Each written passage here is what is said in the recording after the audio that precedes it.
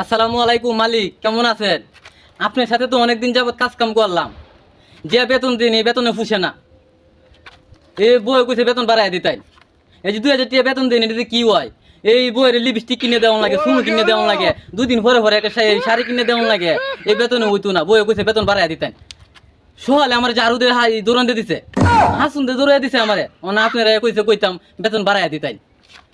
এতদিন কোনো কুচ খবর নাই, বউয়ে কইতে কস বেতন বাড়াই দিতাম, বউয়ের কথাই উঠস, বউয়ের কথাই বস। বউ কি হয়ে গেছে গে? হ্যাঁ, বউ কোন এমপি মন্ত্রী নাকি? আপনারা তো কইছেন এত কথা কইতাই। আমার বউয়ে কইছে বেতন বাড়াই দিন, বেতন বাড়াই দেওয়া লাগবো। আর নয়তো উপায় আছে নাকি? ঘর আমার বউ বাদ দিব? হ্যাঁ, ঘর আমার বউ বাদ দিব? কইছে বেতন বাড়াই দেন, বেতন বাড়াই দিবাই। তোরে কইছি না তো এত কথা কইতে? তোর বেতন কেমনে বাড়াই লাগে? কারো আমি দেখতেছি, কারো।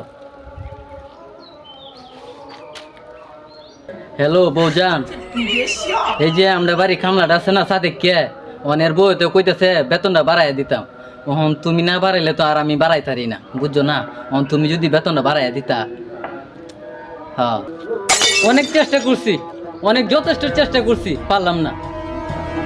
আমি অনেক চেষ্টা করছি বেতনটা বাড়াই নিয়ে লাগে, বাড়াই দিতাম, পারলাম না, আর হইতো না, তোর বেতন বাড়ানি যেত না।